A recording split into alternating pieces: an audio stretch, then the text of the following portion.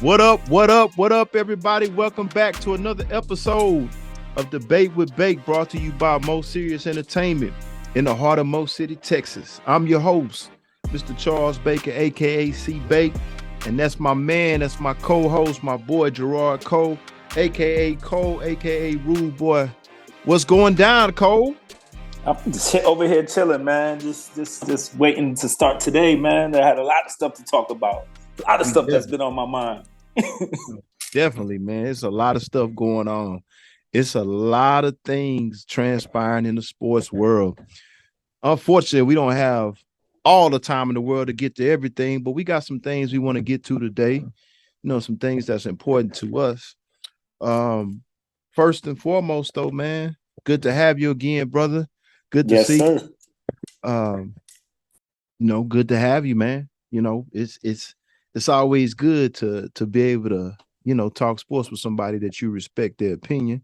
Even though we may not agree, I do respect your opinion. I like the way you break things down. So I just want to say thank you for that.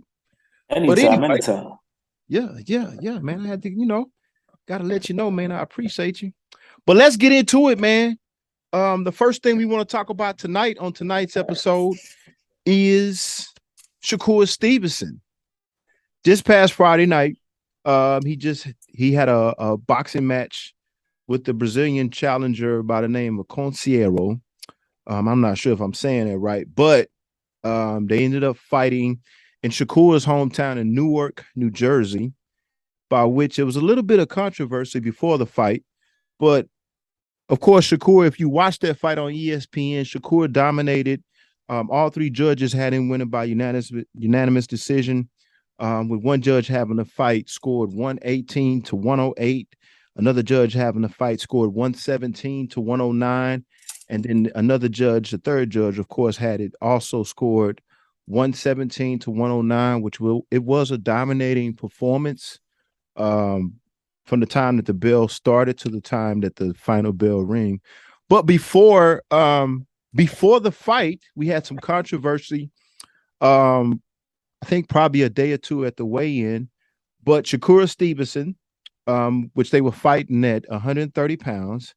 Shakur Stevenson, after the weigh-in, came in over 1.6 pounds over the 130-pound limit ahead of his bout. And he actually had 2 hours to try to shed the weight. For those of you who the casual boxing fan, what happens is at these weigh-ins, you must not exceed the weight of the division. So, for example, this was I think it was featherweight bout at 130 pounds. And if I got that wrong, I apologize. But it was a championship fight at 130 pounds, by which they were fighting for Shakur Stevenson WBC and WBO belts that he currently held in that division.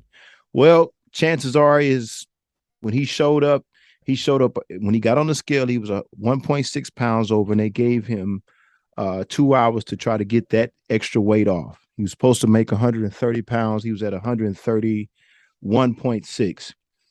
By that time, they give you a time period, usually in each weigh-in, to try to get the rest of that weight off, if it's manageable. Now, he only came a pound and a half and some change over. So they offered him 2 hours to get that weight off, by which he then made the decision, and it is reported that he said that he was not going to attempt to get that excess weight off.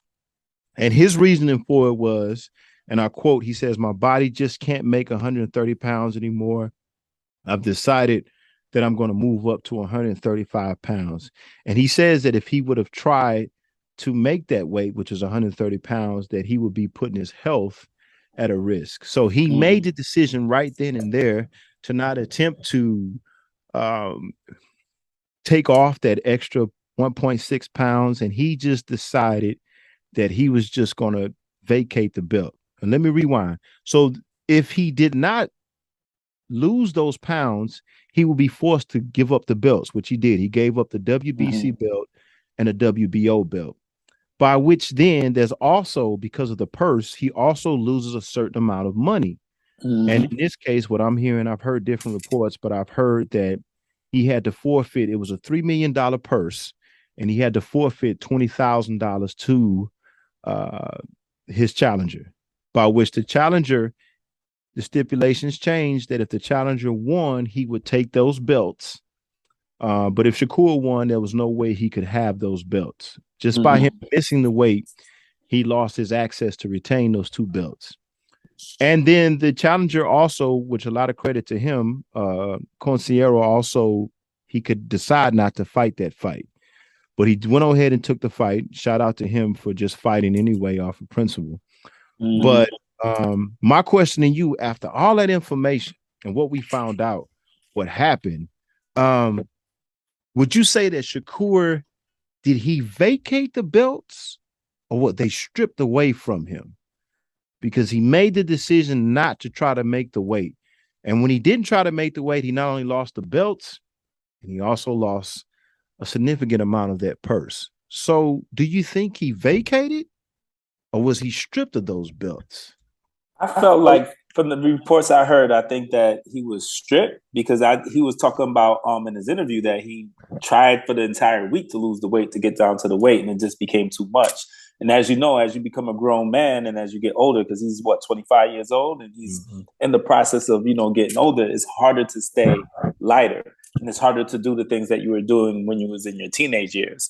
So I think that it was stripped of him, but it was stripped from him because he just wasn't able to make the contractual obligations. Right. I don't think he purposely vacated. I think towards the end, when he just realized I ain't gonna be able to make it, he just said, you know what, it is what it is. And plus, from what I'm hearing, he has no intentions on staying at that weight, and he wants to move up. So I think everything kind of worked itself out. But I think it was stripped, not vacated. Well, I mean, just what you just said now, I'm going to go on the other side with you on this debate. I'm going to say he vacated. And most people will say, well, you're going to say that because you've already identified him as one of your favorite fighters. That is true. He is one of my favorite fighters, but I say vacated for two reasons. For one, he had the opportunity to, within that 2-hour time limit, he had the opportunity to try to make that weight. Okay. He just decided that he wasn't going to even try. And to me, that was his conscious decision saying, I'm just done with this. If he would have tried and he didn't make that weight, I would have said he's stripped. I get what you're saying in the sense that he was struggling to make the weight throughout the week. But being that, he didn't even give it a shot to try to drop that weight, I'm going to say he vacated. And then again, because he did not attempt to make that weight, to me, he just kind of consented in this, like just saying, hey, listen, I'm done. I think he was saying that, basically this has been a struggle for me. And this is my confirmation. This is me. This is my confirmation saying that it's time for me to go. And the second reason why I say he vacated is because previous to this fight, even earlier fights that he's had at 130, he's always said that he's going to eventually go up.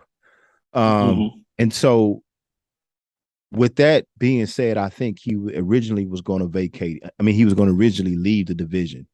I think this was kind of confirmation for him. He also said it that, right at that time when he was thinking about it, right when he came in overweight, he said to himself that, his urine was pretty much yellow or orange, rather. It was orange. He said it was orange. He said he had nothing else to give and that his health was at risk. And so to me, with him saying that he was forecasting that he was going to eventually leave the division, I think he was sticking around in the division to try to get the belts. But because he said it in the past, Cole, that he was really contemplating it and that, it was becoming too much of a struggle. And if you watch Shakur's fights, if you watch him on fight night, when he gets a chance to rehydrate, he's naturally a bigger fighter. And what I mean by that, if you watch that fight on Friday night, his opponent looked he was in fabulous shape. He looked good. Yeah. He was ripped. I think his opponent fought well for who he was in the ring with. But he looked 100 to 100 135 pounds, his opponent. I'm talking about Conceição. I can't say his name, Robinson. Mm-hmm. But when you watch Shakur, and I've seen this in his previous fights, he looks like he balloons up to maybe even, well, surely 135, but he looks like he can be 140 or 145. Yeah, I noticed that too. Yeah, and he looks strong. And when you look at him, he just looks bigger and stronger. Mm-hmm. I know off the air you said he took a lot of shots. I don't necessarily agree with that, but on the other side, I kind of understand what you're saying. When I kind of looked, I took a glance at a couple of shots before I came over to the studio, and he did take some punches, but the punches that he took, I think he was able to take because he was bigger. Mm-hmm. And I said the same thing about this on my other shows when Tank fought Rolly. That's what stuck out to me about Tank's power. When I watched Rolly that night in that fight, Rolly looked like he ballooned up. I think they fought at 135. Mm-hmm. I think Rolly looked like he was about 150. You see what I'm saying? So yeah, when these guys rehydrate up, you know, especially with Shakur, he looks naturally bigger. You know, mm-hmm. People got to remember in boxing, when you're trying to make weight, you're doing whatever you can. You're drinking a lot of water. You're exercising. Mm-hmm. You're not eating certain foods. And so for the guys that are naturally bigger, even for Earl Spence, I said the same thing about Earl Spence when he fights Crawford. Mm-hmm. And if you watch some of Earl Spence's previous fights, he makes weight at 147 pounds. But when he gets a chance to rehydrate the night before or the day of the fight, he mm-hmm. looks like he's easily 155 or even maybe even possibly 160. And so you see what I'm saying? I think I say vacate for Shakur because I just think that this could have happened in any of those fights at 130. I think if he would have continued, I think this would have eventually happened. Now, some people say, and I understand this, some people say you decided to fight at that weight, especially you, Shakur, you're a champion at that weight. Mm-hmm. It's never good to miss weight. And I understand that because some people say that's a lack of discipline. I can understand people saying that. And, you know, that's true to a certain extent. Mm-hmm. But just because he was previously saying that it had been a struggle for him to make that weight and that he was going to eventually move up to 135, which is a lightweight division, I say he vacated. And I also, and just to add this too, when I was watching that fight, or when I found out this news that he decided to, leave the belts, I also said to myself, let's see how he fights. Let's see what's going to happen in the fight. And I thought he fought a brilliant fight. Go ahead. From what I see, I could definitely say he fought a good fight. And now when we were talking about earlier, when I was saying he was getting hit a lot, I could also see why, because the other boxer looked a lot quicker. He did look a lot quicker, and that could equate to the weight that he may have put on, or the weight or the better shape that the other boxer was in. But overall, I thought he did fight a good fight. I was watching his power shots connect, especially that one body shot to the rib where he put him down on a knee. I was really impressed with his power, and it has me looking forward to some of his next possible fights. So, and that's funny, man, because a lot of people say Shakur don't have power. Mm-hmm. I disagree. Now, I will say this, and I said this on Friday night too. I do want him, and this has been a criticism of Shakur in the past, and I have to admit that it's legit. I felt like he was overpowering the guy. I felt like that the shots that the guy was giving him didn't affect him, and he knocked him down with a body shot. Mm-hmm. And I wish that Shakur would have stepped on the gas a little bit. Mm-hmm. And some people, that's the criticism of his fights. And some people said the same thing like with Floyd. They play it too safe. Mm-hmm. And I wanted Shakur because the guy, as they got into the later rounds, the guy looked like he was barely, he was hanging on. The guy had a lot of heart, and he's an Olympian. The guy's Olympian. I think he's a gold medalist from Brazil. Yeah. So he's a 17 and 2. Right. And I thought even the loss that he the first loss he had was to the guy that Shakur beat. I can't think of the guy's name, Valdez. Mm-hmm. And Shakur outclassed him. But if you go back, I went back and watched that fight, and it was controversial. And I could see why, because the guy really did beat Valdez, but they gave it to Valdez. So I knew the guy was a legit fighter. But I felt like Shakur, and that's just a part of me. You know, I like Shakur as a boxer. I felt like he overpowered the guy, and I feel like he should have stopped him. Mm-hmm. You know, but some people say that's smart. It worked for Floyd, you know, but I could understand why people would criticize him, especially on that fight Friday night, because I'm like, man, he's overpowering the guy. And, you know, why not just drop him? You know, but he did play it safe. He did play it safe. And I thought he did a great job. I mean, he's in his hometown. I just thought I wanted him so bad to drop the guy. I felt like he could have dropped the guy, you know. Mm-hmm. But let me ask you this. So now he goes up to the lightweight division. Okay. Right now, of course, we know that Devin Haney is undisputed. He has all the belts. He's getting ready to set to fight George Kambosos in a rematch in Australia. I believe that's October the 15th. I could be wrong, but he's going back over to Australia to fight him. I think a lot of people, including not just us, but other boxing experts, would say that Devin Haney is favored to win that fight again. Mm-hmm. But Shakur steps up to the 135 division. And in that division, you got the likes of Lomachenko, Isaac Cruz, of course, George Kambosos, who we talked about, Gervonta Tank Davis, Ryan Garcia. Well, Ryan usually fights at 140. He went up to 140 his last fight. Mm-hmm. But he's still ranked in that division by different boxing commissions. Joseph Diaz, Dante Brown. But in particular, you got Lomachenko, Gervonta Tank Davis, Ryan Garcia, Joseph Diaz.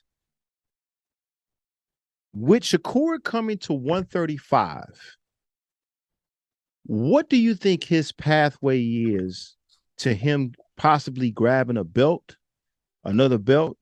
I don't see him getting a direct path immediately to the champion, which is Devin Haney. But what do you think? What does his arrival to the lightweight division, what does that do? What does that do to the lightweight division? And how do you see it playing out? Or tell me about the fight you would like to see him fight in order to get to possible supremacy, or just grabbing one of the belts in the lightweight division. Because now, to me, he makes the division interesting. Because I was about to say that. Yeah. Well, and I forgot to mention too, you still got Rolly there. So Rolly, who's an exciting boxer. Rolly he only lost to Tank. He doesn't have that many fights, but he's exciting. You got Lomachenko coming back from the war. There's still Ryan there. We're still waiting on Ryan and Tank for December, if that happens.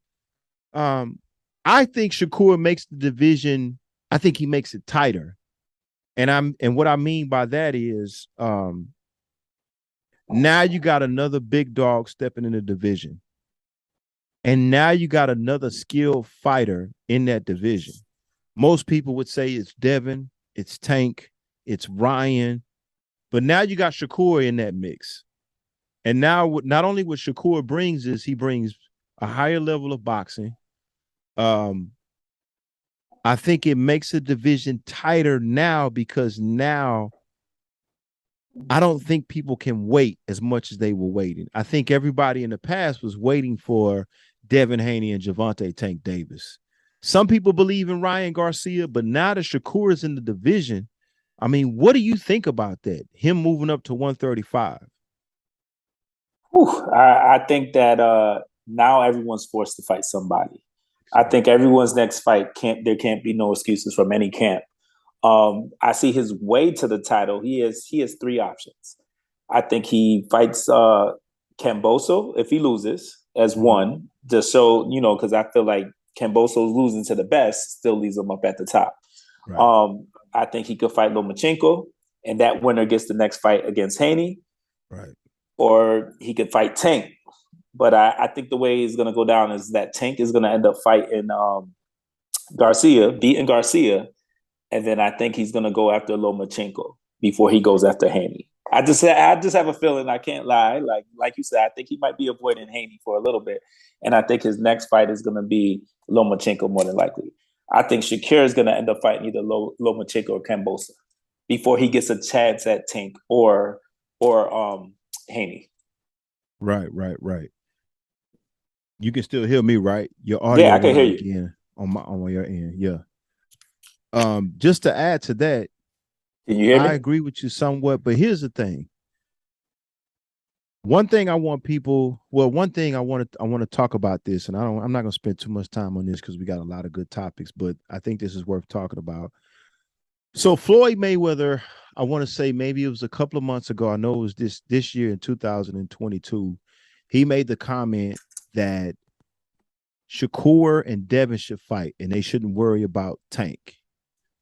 And that has me a little bit curious in the sense that if I know what I know about Floyd knows that Tank is a big draw. And of course, Floyd does a lot of his promoting. He bases that a lot on what his career was like. And what he would do was he would definitely he would fight fighters, but for that big fight, he would sit back and he would let it come to him. And what I mean by letting it come to him is he lets the value build up. So financially, it's a big, big payday. And sometimes Floyd lets the fight wait until it's the biggest payday, not just in that division, but in boxing, period. So knowing what I know about Floyd, and when he made that comment about Tank and Shakur should fight, I think that's exactly what he's going to do with Tank. Now, I don't want him to do that, but in my mind, I think Floyd is thinking, let Tank and Haney get to each other, however long that takes, and then he takes the winner. Tank takes the winner. But with that being said, this is what I'm saying. To me, I think for Shakur, his road to the top. Now, Friday night, he, in an interview, they asked him, he said, well, all the roads lead to the champ, Devin Haney. And Devin has expressed that he doesn't have any problems fighting anybody, which I do think he doesn't have any problems fighting anybody. But I think for Shakur, I don't think it's that simple. And what I mean by that is I think for Shakur, he's going to have to, I think he's going to have to pick if he's going to fight. I see the big fights at 135 for Shakur either being Devin Haney or Tank Davis. Okay. And I think if I'm Shakur, you continue to do the media call outs, but you have to fight to get there. And I think for him, whoever he can get first, that's who you take. Of course, Devin is the big prize. Devin has all the belts. Devin is going to start to have mandatories for those belts, meaning, the next guy, the next guy that's commissioned by that particular commission. And I mean, like WBA, we know that Tank is the number one fighter. He could be commissioned by that. I doubt if that happens, but in each of those sanctioning bodies, he may be commissioned to fight the top guy. With that being said, I think what Shakur should do is to get a path to either one of them, fight some of their opponents. And I said this on the last episode or the episode before for the same thing at the guys at 168 with Canelo. Canelo is out. Canelo's going to be out. He's got an injury. He's got surgery. So if you want to get a shot at Canelo, start fighting some of his opponents.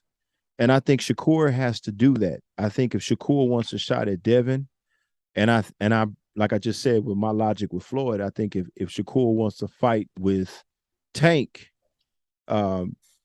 start fighting some of Tank's opponents if you can, and outclass them, and continue to call them out. In my heart of hearts, the route I would like Shakur to go, I really would like Shakur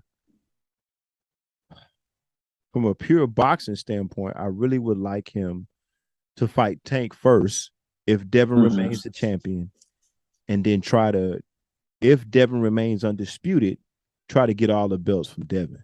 Now, here's the thing that people got to remember about Devin. Devin also, like Shakur, has expressed that 135 is becoming harder to make. So,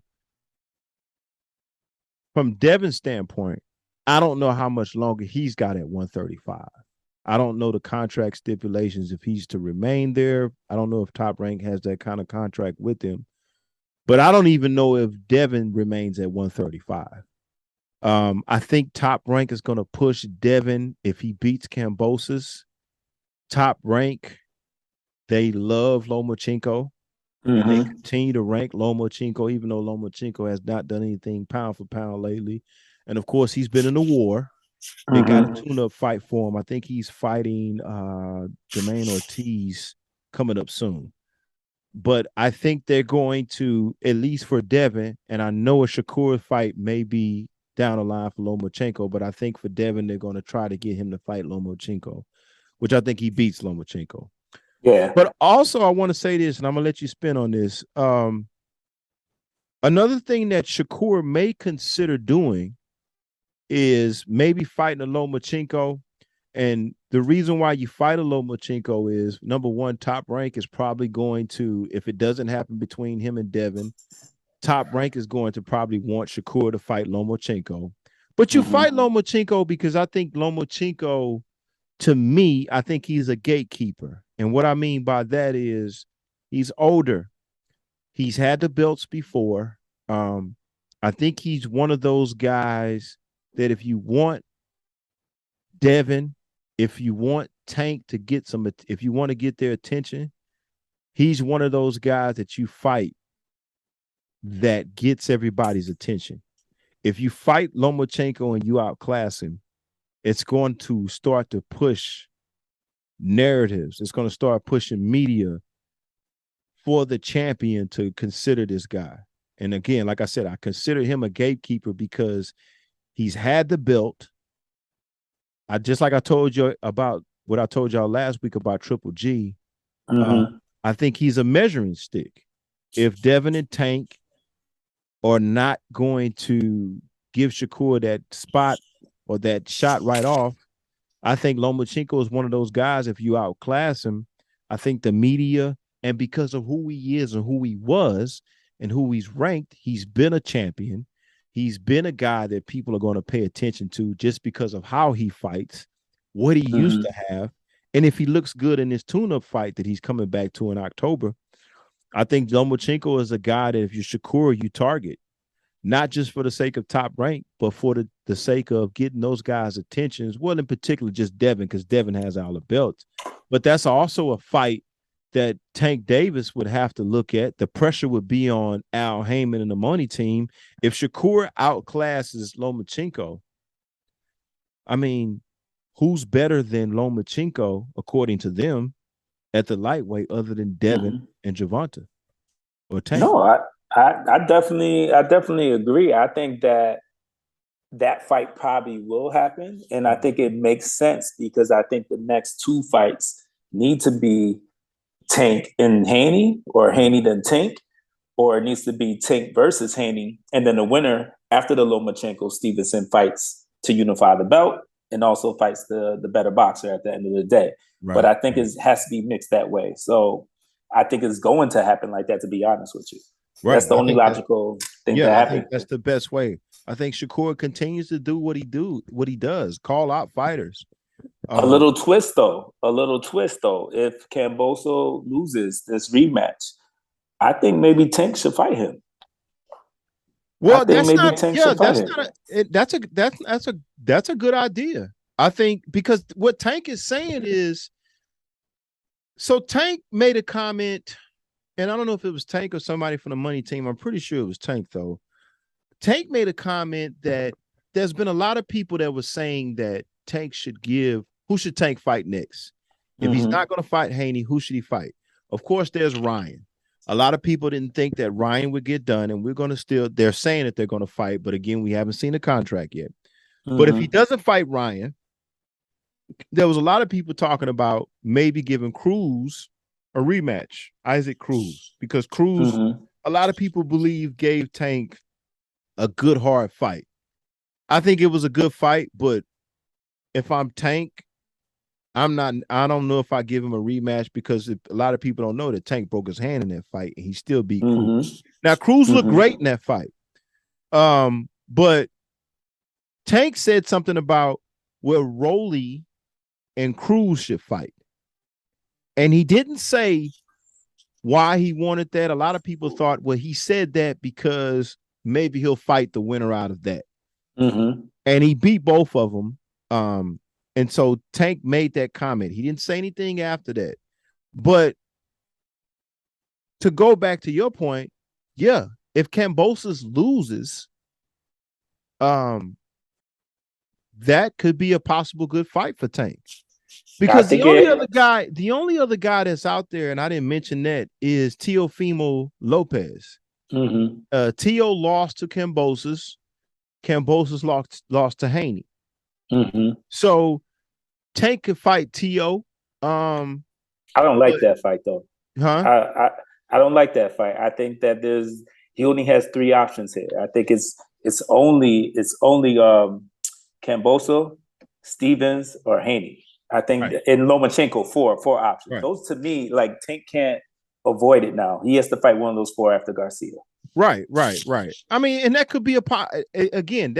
I like Kambosos for Tank. Also think too, it depends on. I think you agree. I think we both agreed that I think Devin goes over there and beats Kambosos. I think it also depends on how Kambosos looks, because if you lose twice to the same guy, yeah, you will fight for all the belts. But again, Tank may say, well, based on how you lost, why would I fight you? If I whoop Ryan, But it goes back to your argument last week. Of how, what's his name, lost to Canelo twice, but he still beat everybody else, It kind of comes back to that. So it could. It all depends. It all depends on, to me, I think it all depends on like how Kambosos looks. And we know Tank is selective with his fights.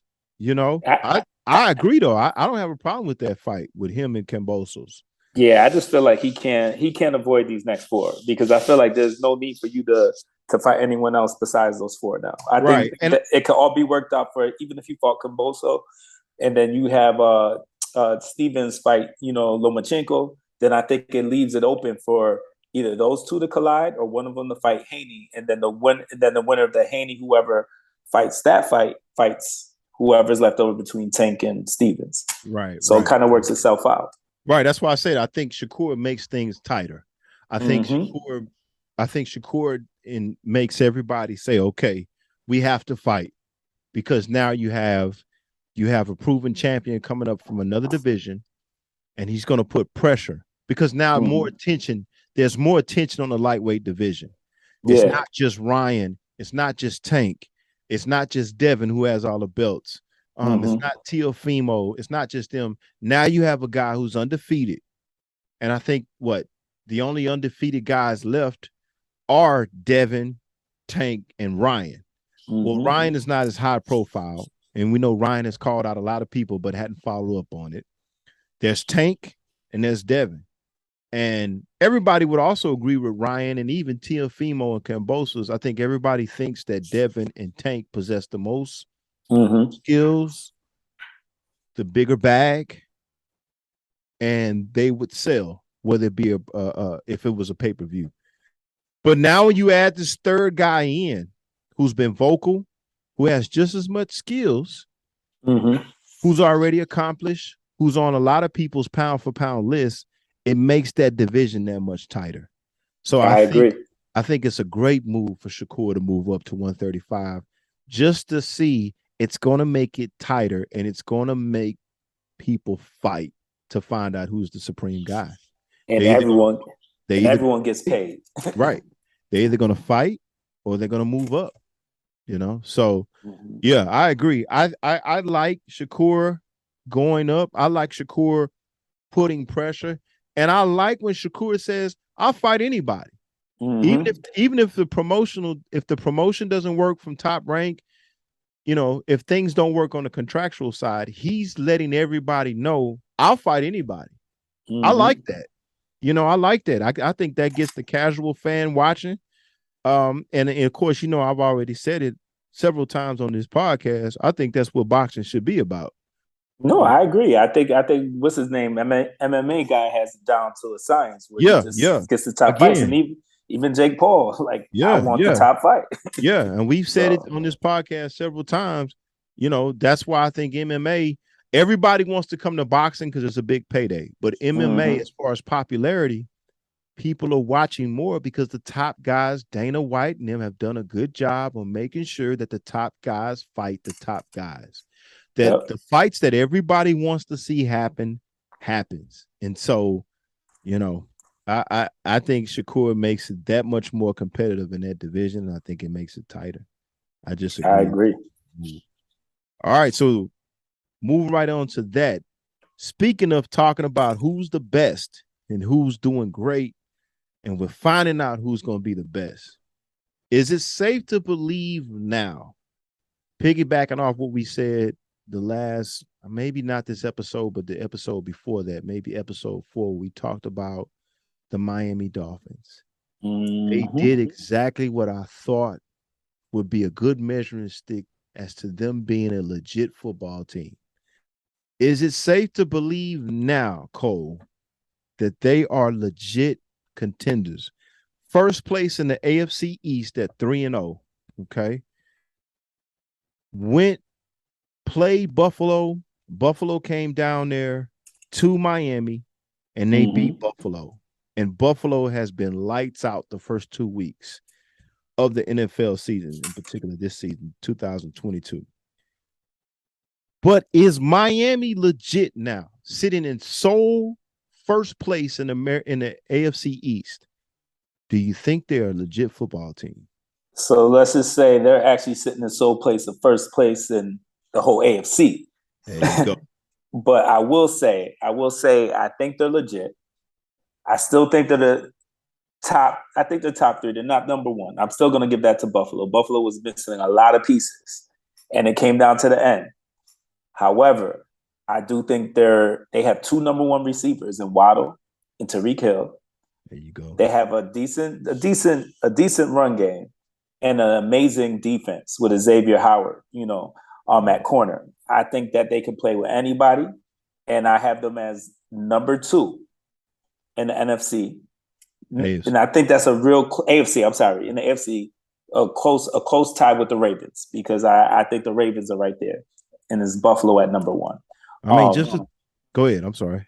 And it's Buffalo at number 1, and I'm gonna say that I think that Miami has the talent to win a Super Bowl if all the cards fall right, if all the dominoes fall into place. They can win a championship this year because they're that talented. Well, I'll tell you what, man. Some of these numbers, and I'm gonna throw out some numbers for you. I mean, I don't want to get too excited because there's only 3 games into the season. But I'm just saying, man, I think within the last 9 or 10 games, I think they're like 9-1. They're definitely right now. I got this article pulled up. It says right now they're ranked the number 10th defense in the NFL. Yep. Came up 2 spots from being ranked number 12, I think, at the beginning of the season. We knew that defense was solid. But they're basically ranked number 10 in the defense, and the number 10 in defense in all of the NFL. As far as offense, I think they may be, and correct me if I'm wrong, based on what you got too, I think they're in the top 5 as far as offense thus far. Yep, averaging 27.7 points a game. Exactly. And I said this before, and I'm going to stick to it. And I think the first 3 weeks, they've proved me right. I think it comes down to the quarterback play, because I know Waddle, Tyreek Hill. Yeah, they're number 2 in the offense right now in the NFL. We know that those guys can do exactly what they're doing right now. The question mark for me, and I think the question mark for a lot of people, was Tua. He stayed hurt so much his first couple of years in the NFL, and he wasn't consistent, which is a characteristic of a lot of young players. He wasn't as consistent as we wanted him to be.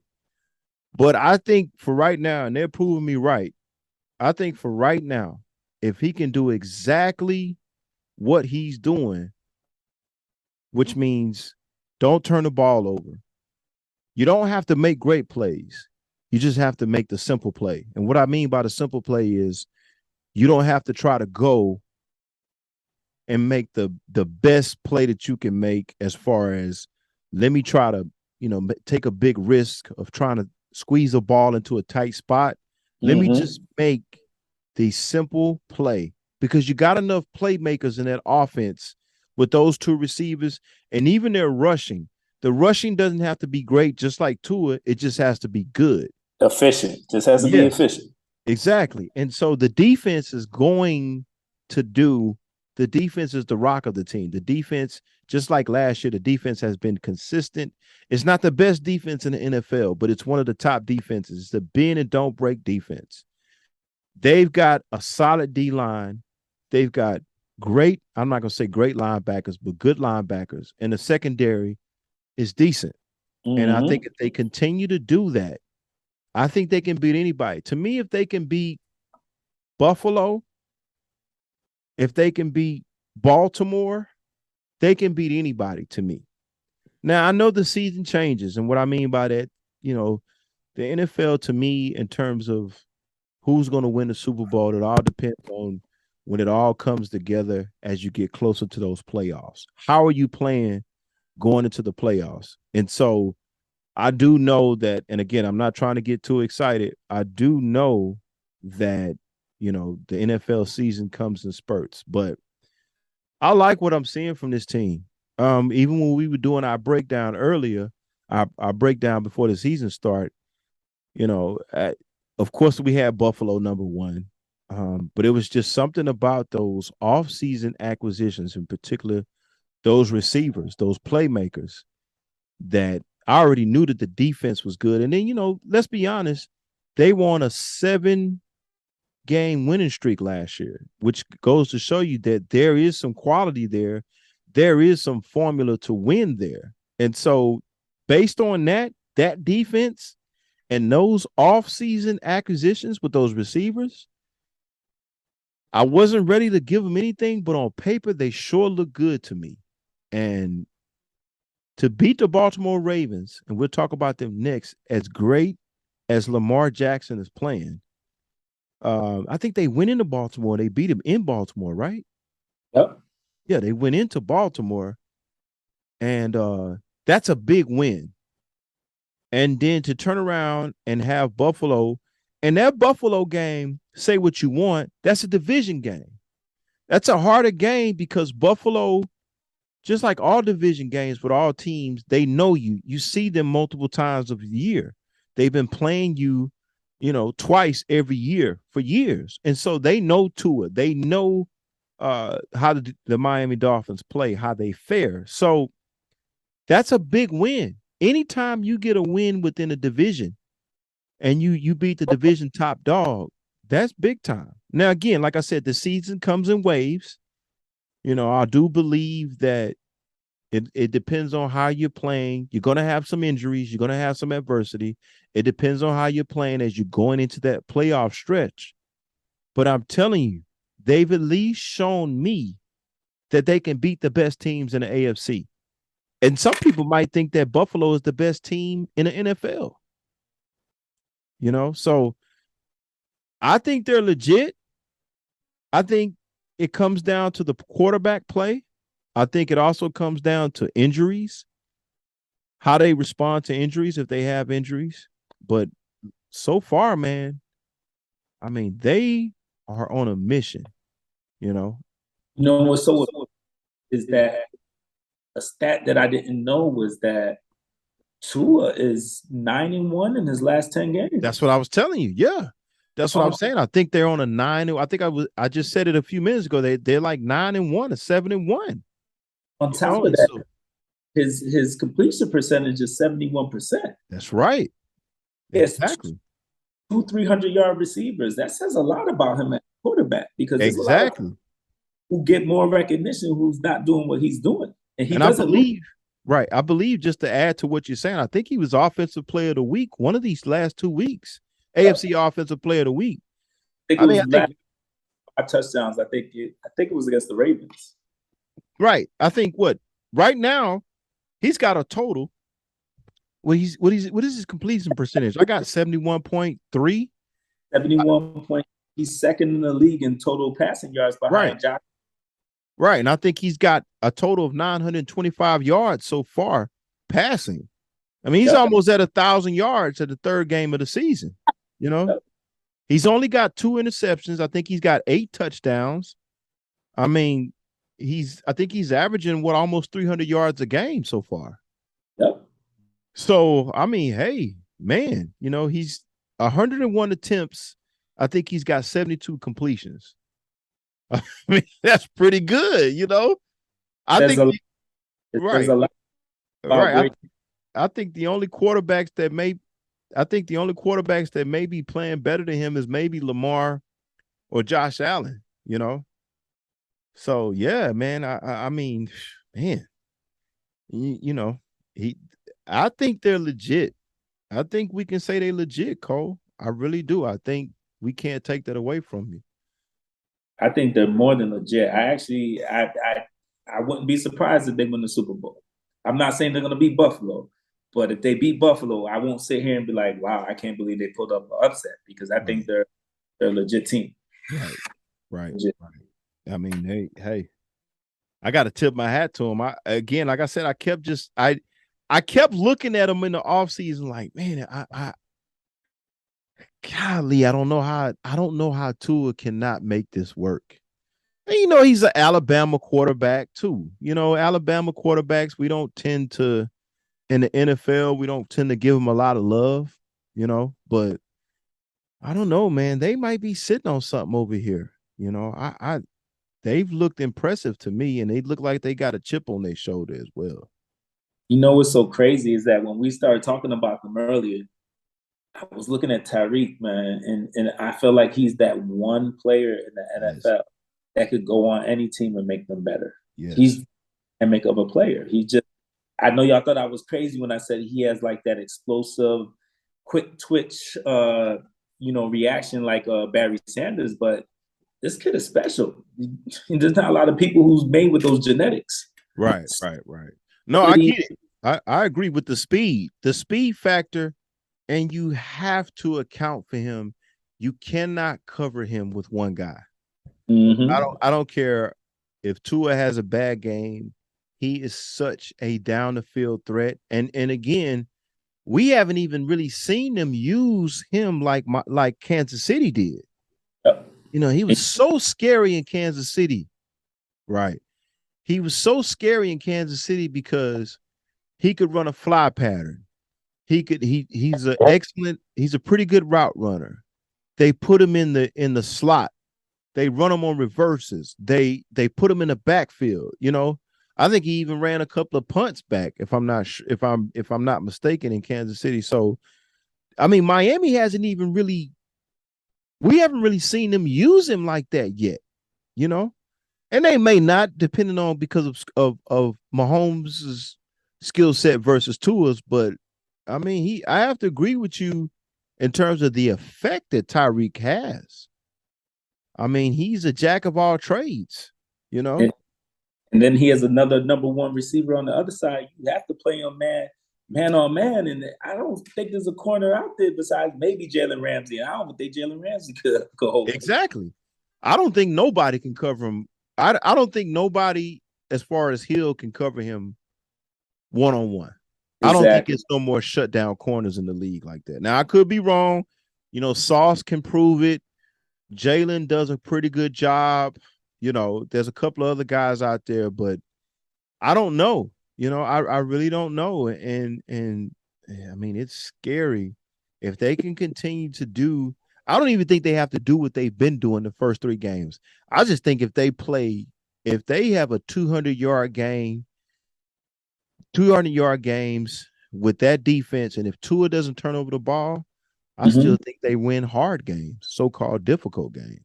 Yeah. But yeah, man, they're scary. But moving right along, I mean, one of the teams that Miami faced, that Miami beat, of course, is the Baltimore Ravens. And Lamar Jackson so far is having an MVP type campaign this season. He's number one in passing TDs with 10 to 2 interceptions. He's got the number one passing rating. He's tied for fourth rusher in the NFL. They couldn't get a contract. They couldn't get a contract in the offseason. I think Lamar is representing himself too, if I'm correct. But they couldn't get him a new contract between him and the Ravens. I brought this up to you last week, and I think maybe the night before. They decided not to do that. The Ravens decided not to get that done. Now, I thought it was foolish on the Ravens' part, simply because he's been an MVP. Last year, he was hurt. A lot of those guys were hurt, but I feel like the team, and I think John Harbaugh coaches them like this. I think as he goes, the Ravens go.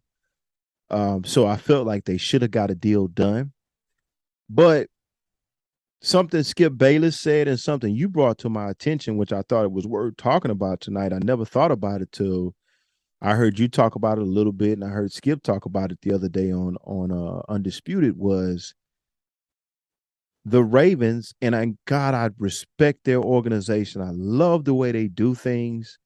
I've told you before, I love the way they draft. Somehow, some way, they develop a skill in being able to find those third and fourth round guys that pan out. I love how the organization is run. But you're starting to make me a believer, and Skip Bayless is starting to make me a believer in the sense that the Ravens deliberately did not get a deal done. And the reasoning behind that is that let's see him do a little bit more. And I thought that was foolish at first, because I'm saying the man has been a league MVP. The man has put up phenomenal numbers, but when I'm looking at what he's doing right now, and I look at his attitude, and when he came back in this season, he put in time in the weight room, because one of the biggest things that was a knock against Lamar, and I guess this could be a reason. I don't know if this is the reason, but maybe this could be the reason why they didn't pay him, is because he gets hurt. But he came back. I think he put on 20 pounds of muscle, something like that, 20 or 15 pounds of muscle. He looks great. His attitude and his aura is he's got something to prove. And I'm saying to myself, Baltimore, he's going to drive up the price, because you should have paid him. But I think, based on what you said and what Skip Bayless said about them doing this by design, I think they knew that they were going to have to pay him anyway, but they're using this to motivate him, and they may even get a Super Bowl out of it. And so I never thought about that, because I'm always about pay the guy. Pay the guy. If the guy has done what Lamar Jackson has done for your organization, both on and off the field, because he's an icon. I think his jersey is one of the top selling jerseys in the NFL. He's a hell of a runner. His passing is better, and I'm so glad, because I've always told people, they always say that his passing is subpar, and I didn't never believe that, because he's such a dynamic athlete. He's got Vic-like speed, but I just thought that based on what he's done for that team and that organization, that they should pay him, and they should pay him as soon as possible. If you keep Lamar happy, the team is going to win. But talking to you and hearing Skip Bayless saying this is exactly what they wanted to see, and maybe not paying him motivated him to go in the offseason, put on the necessary weight, the necessary muscle to sustain injuries or get through injuries. I mean, right now it's looking like, as an organization, they made the right move, because I still think, of course, today's price is not yesterday's price, if I quote Fat Joe. But I think Baltimore knew that they were going to have to open the bank up anyway. So why not get a Super Bowl out of it? Why not get a Super Bowl appearance, Super Bowl win? Why not get him to break some more records? Why not get him to come back with a chip on his shoulder because we didn't pay him to get him motivated? I mean, it looks like it's working, Cole. What you think? I think they have a couple things in their favor. I think one, yes, I think they're using that to motivate him, and I think he's always been counted out ever since college. Even when he came out, to me, he was the best, quarterback coming out in that class, and he just wasn't recognized. I think one, because there's a stigma for Black quarterbacks. This happened to Charlie Ward. This happened to a lot of other quarterbacks that came out that were great college athletes, but also superior players as an overall talent, and he was still looked at, maybe he should be a receiver, because that's actually what they said when he came out, that he should be a receiver. Right. I think hey, check your audio again. You're going out a little bit. That they said that he should be a receiver. Hold on. Let me try it. The battery might be charged. Hold on.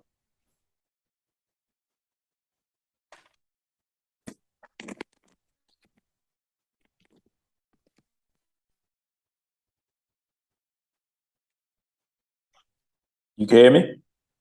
You can hear me? No. You can hear me, right? I can't hear you. I can hear you. You can hear me now? I can't hear you.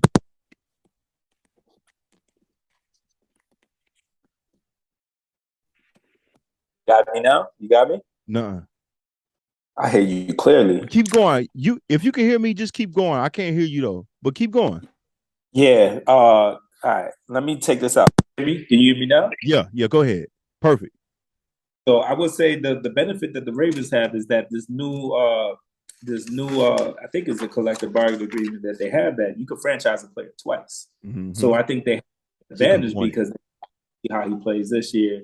Let's franchise him, and then next year let's pay him. I think they want to see his consistency, and I think they also want to motivate him.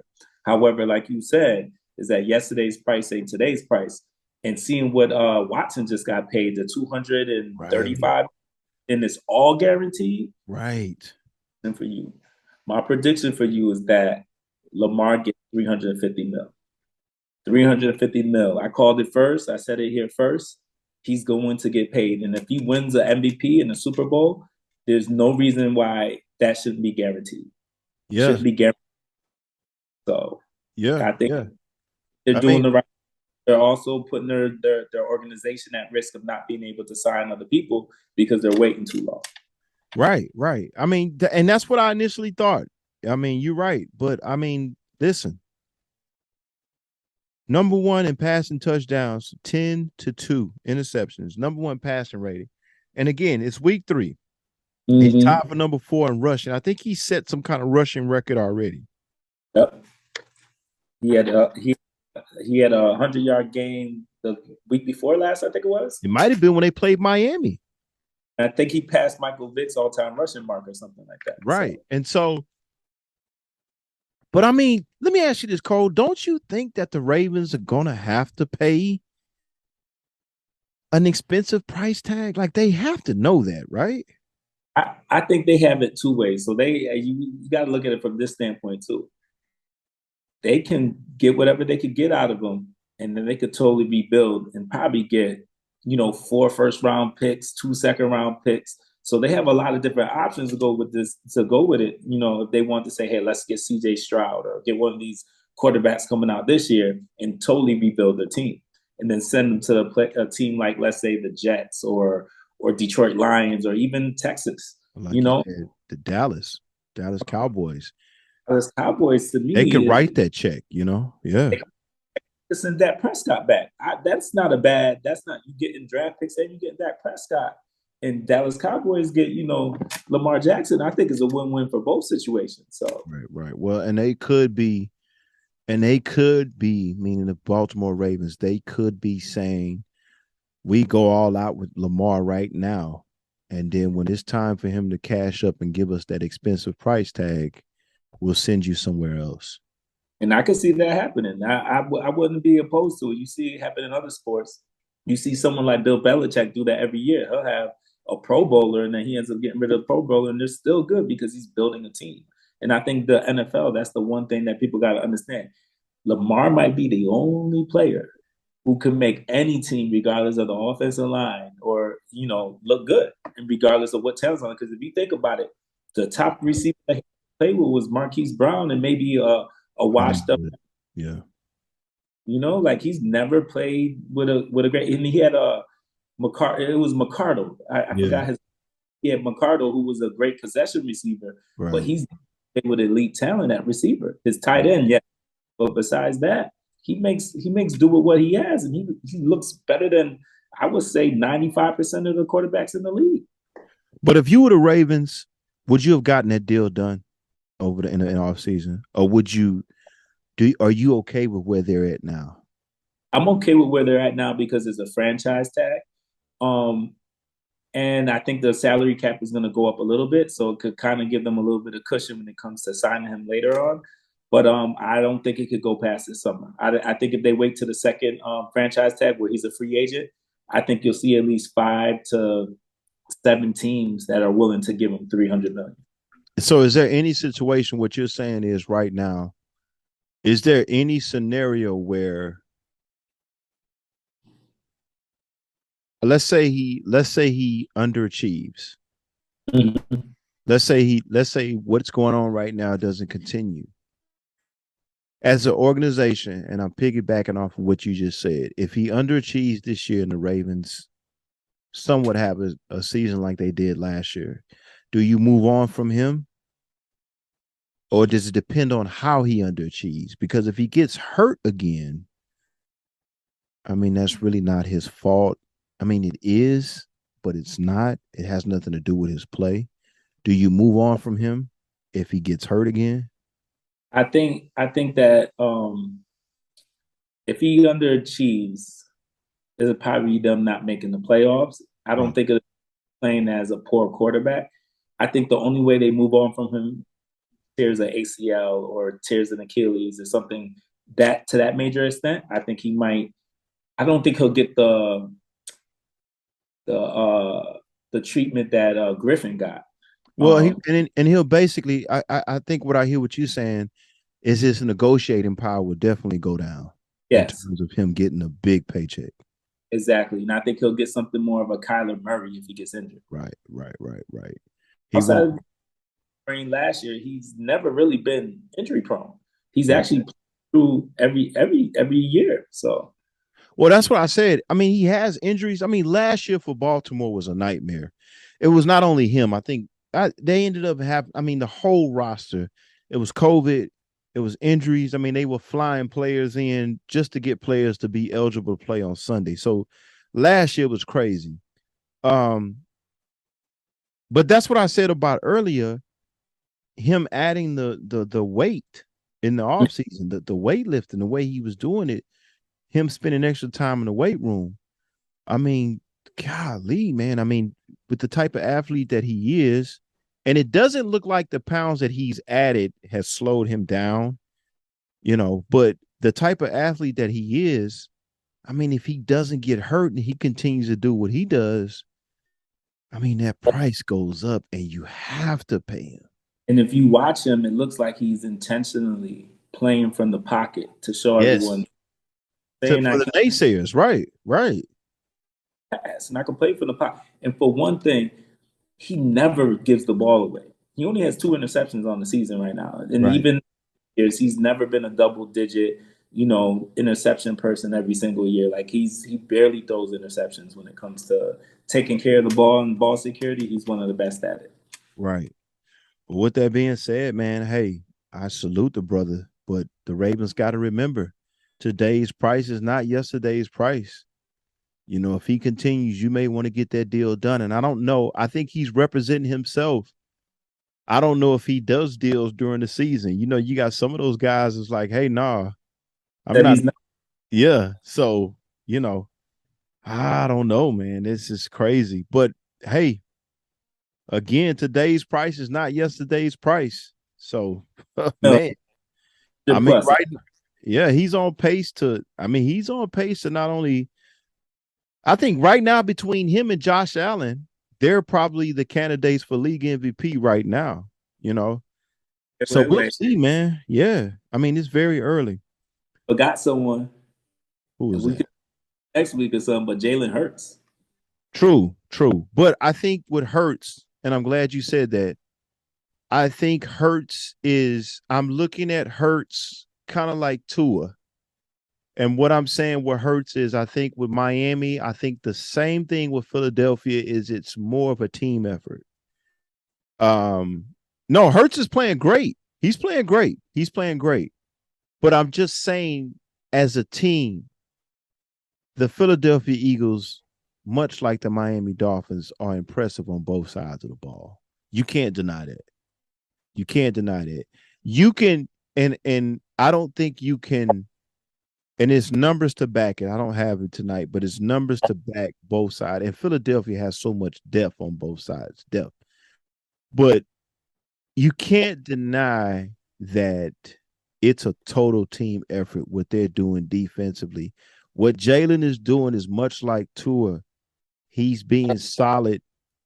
What his play is doing is he's not necessarily the best player on that team, but his contribution is probably the most important. MVP conversation, we'll see. With Lamar and with Josh Allen, you could say, because I don't think both of those teams, and I could be wrong, this is my opinion, I don't know that they're that deep. I think a lot of their success, meaning Buffalo and Baltimore, depends on that quarterback play. I can't say that 100% about the Philadelphia Eagles and the Miami Dolphins. I think it's more of a team effort. Again, I'm not taking away what both quarterbacks are doing in Miami and Philadelphia. I just think that Baltimore and Buffalo, Josh Allen and Lamar Jackson is so much of their play is dictating the success of both teams right now. I'm gonna disagree. I actually think that Philly only goes as far as Jalen Hurts. And the prime example of that too is when they didn't even want him, and the end of Peterson's tenure over there as coach of Philly, he actually was about to take them to the playoffs. He actually had them in the lead in that final regular season game, or he had the game tied, one or the other. And he ends up pulling him and putting the bench quarterback Peterson or Penderson or one of them guys in the game at quarterback, and blew the chances for Philly to go to the playoffs. Ever since that he was inserted for Carson Wentz, he has been a winning quarterback for that organization. People question his throwing talent. I mean, even from the day from when he left Alabama to go to Oklahoma, because they had Tua there and they felt like Tua was a better passer. He's been counted out every single tenure in his career, whether it was college or NFL. But as I watched him grow this year, he's completing his passes. He's third. He's third of all quarterbacks in yardage behind Josh Allen and Tua. And he also runs the ball, but he's spreading the love around to everybody. And he gives that dynamicness that Josh Allen and Lamar Jackson give. There's not too many quarterbacks out there who can throw accurately and also add the running element. And I think that's what separates him and puts him in that top 10 tier of quarterbacks. Because I look at a lot of quarterbacks that are there, starting quarterbacks. Let's think about Carson Wentz, Jameis Winston, Derek Carr, Mac Jones, even Kyler Murray. I'll put him over Kyler Murray, to be honest with you. Kirk Cousins, who shouldn't even be a starting quarterback anymore. Jared Goff, I think he's solid. Russell Wilson slowing down. Geno Smith, kind of Aaron Rodgers still top five. Tom Brady still top five. Davis Mills, Ryan Tannehill, Marcus Mariota. You got to say that what's his name is better than all of them. Jalen Hurts is better than all of them, except for Tom Brady, Aaron Well, Rodgers. here's the thing. I won't disagree with you on the strength of what he's doing right now, currently. Mm-hmm. Like you said, right now he's third. He's got a 916 total passing yards with 4 touchdowns, 1 interception, with a QBR of 74.7, which is 5th in the NFL. I get what you're saying right now. Currently, his play is attributed a lot to Philadelphia's success. But one thing I will say about Jalen that I can't say about Lamar and Josh Allen. And again, I get your case in terms of how he's playing right now. And I get your case in terms of where he came from, the improvement, where he started off at. I get exactly what you said. And I've said this about Jalen because he comes from this Houston area. He's a guy of high character. He stays in the weight room. He stays in the film room. So I'm not surprised at his ascension, but I have to see more body of work. I have to see it consistently play out in terms of where Philly is going. And with Josh Allen and Lamar Jackson up to this point, they have been more consistent. Now, granted, Jalen has not been in the league long enough. I give you that. He was not a starting quarterback coming in. But his character and his work ethic has earned him a starting job, which he rightfully deserved. And his success right now, based on what I know about him and his character, he's exactly where he's supposed to be. Yes. I need to see it more consistently. If he continues to do that, of course he's got to be in that MVP talk. But again, it's just the team itself, the Philadelphia Eagles. If you looked at where they were last year and how you could see the guys coming. And he played good last year. He didn't play great. And there were games that because of coaching, because of the defense, because of special teams, they pulled out games that people didn't think that they were going to be able to win. So you could see the team itself coming. Jalen caps it off because Jalen does everything to win and not to lose. Yes, I agree. But, and you can answer this question for me. We know that if things are not going right on either side of the ball for Buffalo or Baltimore, Josh Allen and Lamar Jackson can turn a game around by themselves. We don't know if Jalen can do it. We think Jalen can do it because Jalen has the character and he has the work ethic. But when I'm talking about putting that Superman cape on, see, I think Philly, and this is just my opinion, I think Philly right now is doing what it's doing because they're clicking on all cylinders. I could agree. And Jalen is playing exactly the way they need him to play to win games on offense. But again, I gotta continue to see it, and I gotta see that Superman moment where adversity has Philly just surrounded on both sides of the ball. I gotta see him come with that unbelievable effort, that unbelievable turnaround. And I think he has it. I just need to see it more. You see what I'm saying? I think Philly is playing well because Philly is well coached and they have so much depth on each side of the ball. And they've got great players on both sides of the ball. It ain't just Jalen. Jalen is a big part of it, but I think like the Dolphins, I don't think Tua has done anything Supermanish. He don't need to, but there hasn't been a moment yet for me for Tua, just like I think with Jalen. It hasn't been a moment yet where down by 13. That was actually a couple of weeks ago when he came back in the fourth quarter and he threw 5 touchdowns. Yeah, but it was a team effort. It was a team effort. And again, football is a team sport, so it sounds crazy what I'm saying.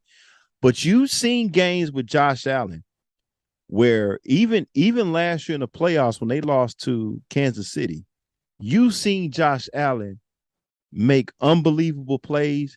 And Josh Allen was the main reason why Buffalo wasn't clicking on all cylinders. It was Josh Allen. And so that's what I'm saying. I think Jalen could definitely do that. And again, right now, it hadn't been that because the team has been playing well. I'm not taking nothing from them. I'm just saying, to me, Josh Allen and Lamar Jackson have been doing it longer, and I've seen those Superman moments. I think I'm going to see those Superman moments from Jalen. But right now, I haven't seen it, and it's not his fault.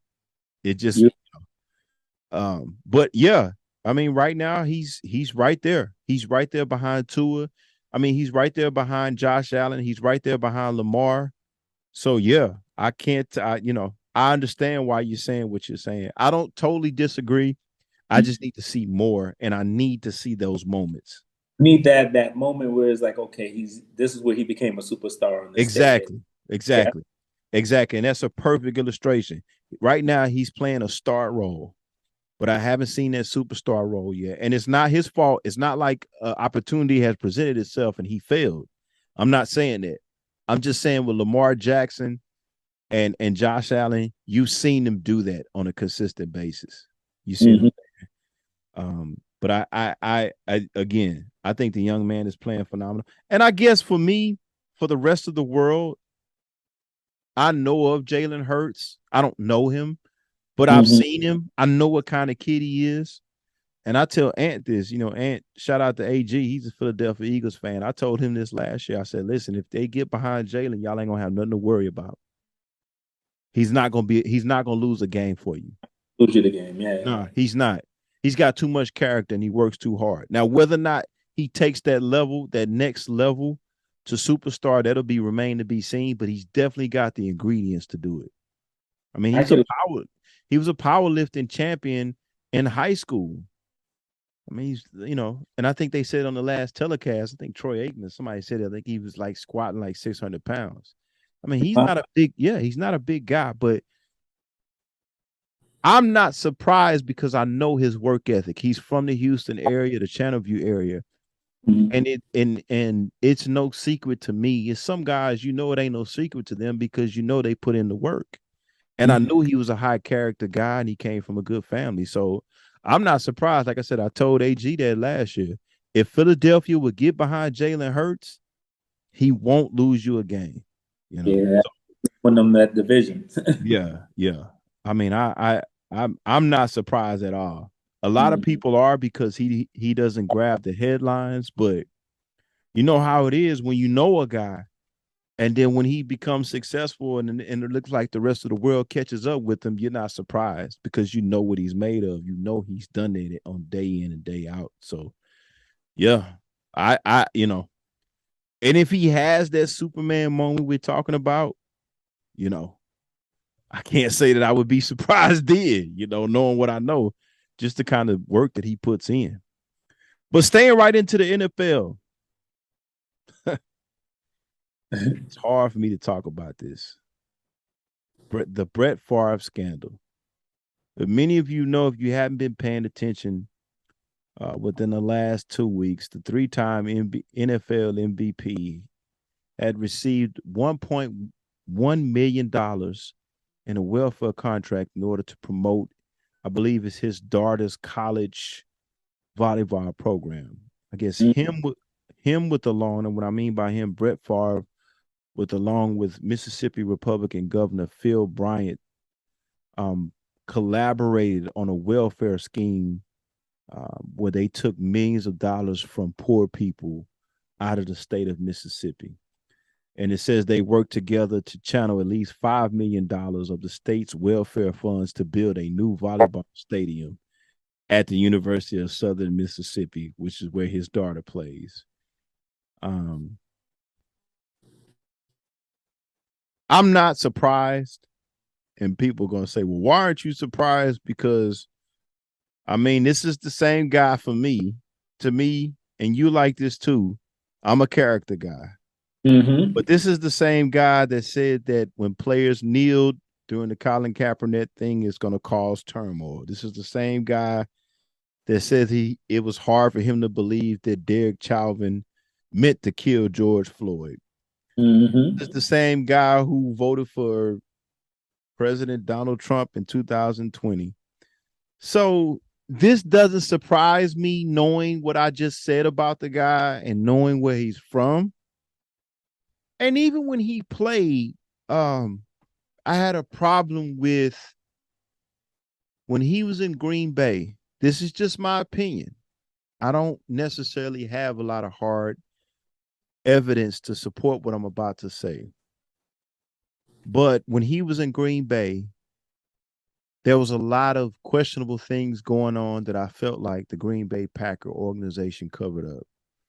There was a scandal with a young female that he was involved with. Um, there was reports of him being addicted to pain pills that they covered up. There was a story of him being a known alcoholic to where he would have inappropriate behavior out in public. And it's just a lot of things that were said about him. I don't know if they're true, but to me, if things keep coming up involving you, it says something about your character. I mean, he openly took a picture with President Trump, and I know if you're a Republican and you're watching this podcast, you probably won't never watch it again, but that's okay. This is my podcast. I give my opinion. This is Cole's podcast. He gives his opinion. But all this stuff that I just named about this guy, it doesn't surprise me. It bothers me that this is going on and it's not getting as much traction as the Udoka story, which we'll talk about next. And I don't think that's a coincidence. I think that's been planned. That's my personal feeling about it. But it doesn't surprise me. It doesn't surprise me about the guy. He's always had questionable character issues. And even in Green Bay, I felt like when Green Bay was trying to, and again, this is my opinion, when Green Bay was trying to get Aaron Rodgers into the stable, getting him going, he delayed that because he didn't want to leave. He didn't want to get out of the way. He wanted it to be about him. And then he didn't want to get out of the way. What does he do? He goes and plays for the Minnesota Vikings. And to me, that's a big middle finger to the organization who covered up a lot of your off the field issues, your addiction, your drinking, you hanging out with young girls. So the guy has always been questionable to me as far as his character. I'm not surprised by this. I do think if he's found guilty of this, or if they found out that he's actually done this with this politician, he should go to jail. And not only should he go to jail, they should get all the money back that he's stolen, that Phil Bryant has stolen. As far as the NFL, and I don't know how you feel about it, they can't take away his jacket because of his accomplishments on the field. But if I'm the NFL, even if he's not found guilty or if they find out that this didn't actually take place, I wouldn't want the guy on any of my campaigns. I don't want the guy on anything that I'm touching as far as advertisement. He just is on Sirius XM radio. Exactly. I don't want anything to do with the guy. Anything that has my NFL patch on it, my licensing agreements, anything like that, I don't touch the guy. And that's just my personal opinion. It's been too many things about him that's been suspect. And he strikes me as a guy that always has to have the spotlight on him. I felt the same way about him when he was playing. And he just seems like the type of guy that I really don't care for. And if I'm the NFL, again, you can't take away his accomplishments. You can't take away his gold jacket. And I hate to sound like this too when I'm going to say this, but you know, he's a white guy from Mississippi. You know, he's let it be known that he loves where he comes from. And I'm not knocking him for that, but just knowing what I know about Mississippi, and I'm biased. I grew up in the South. It's just too many things. Where there's smoke, there's fire for me on this guy. And so if I'm the NFL and if I'm the NFLPA, I'm encouraging them to stay away from this guy. I'm encouraging them to have nothing to do with him. And as far as the Green Bay Packers, I'll leave it up to them.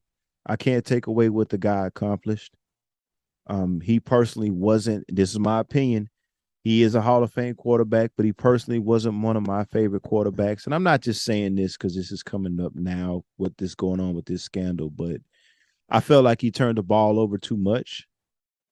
But yeah, this is despicable and it's no place for it. And here's the thing, and I'm gonna let you comment on it too.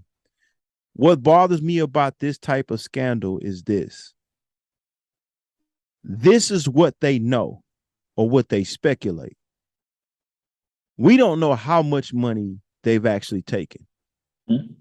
And we don't know how long this has been going on. Now, the report says that, the money was funneled into the University of Southern Mississippi, the volleyball stadium, to build a new volleyball stadium. Okay. But the fact that they took it from welfare, the welfare funding, system.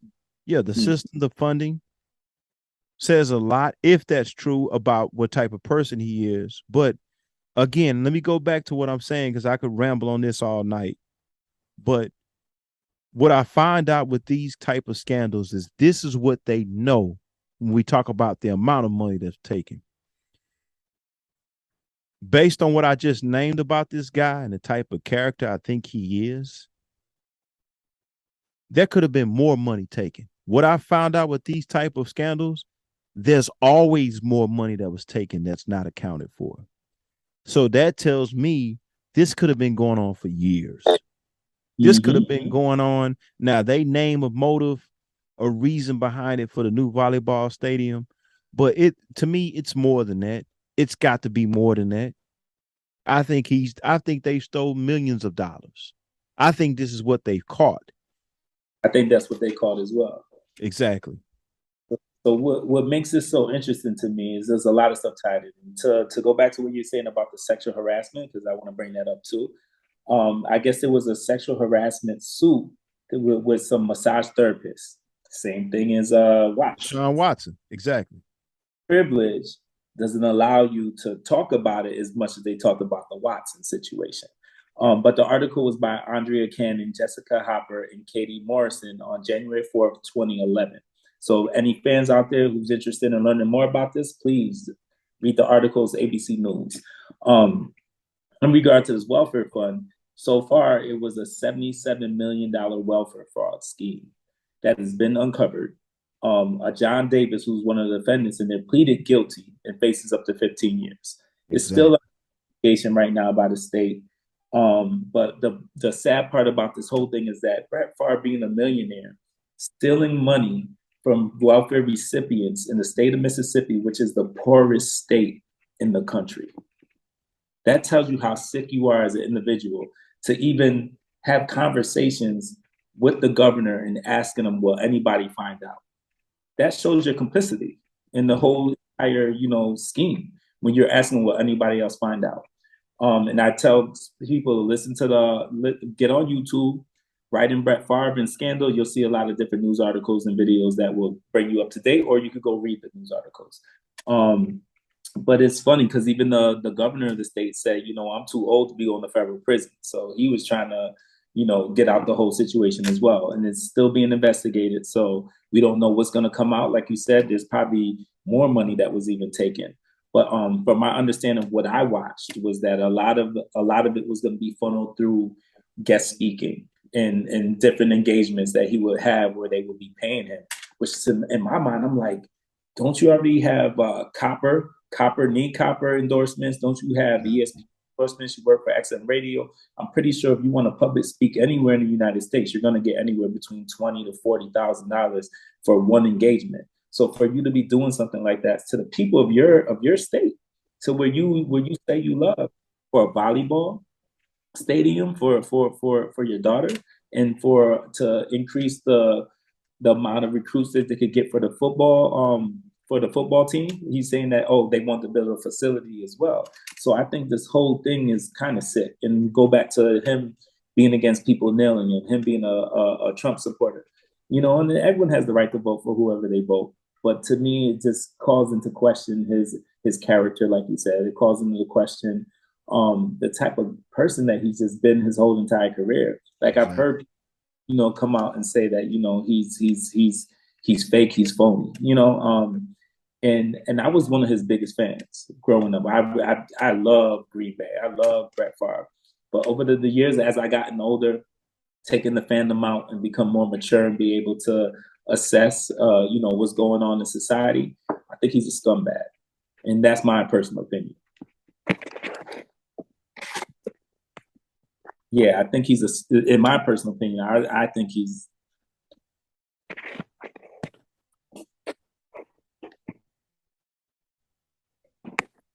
One second.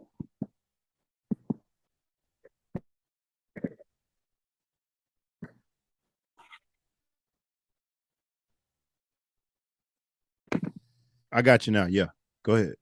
Got me now? Yeah.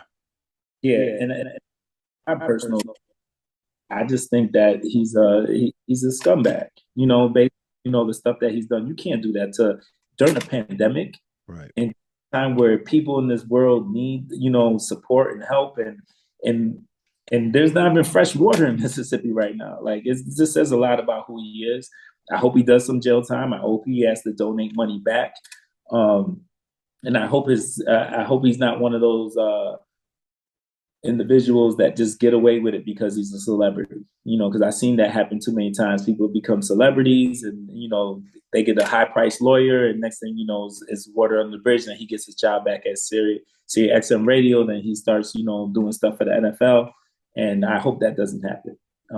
If it happens, it says a lot about the shield of the NFL. It says a lot about what these corporations are about if he gets any type of job back, because what he did is dead wrong. So that's my opinion about it. And even then with the NFL, let me say this, even for the NFL, I've said it publicly. I know me and you've had discussions about it off air.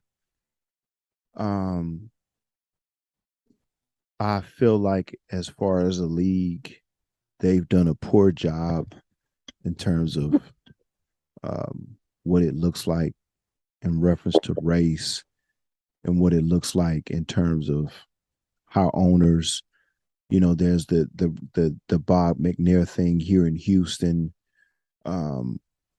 Just the whole model of how it looks like in terms of how rich white owners control what goes on. And when it comes to talking about race and the Colin Kaepernick situation, I've always thought they've done a poor job of that.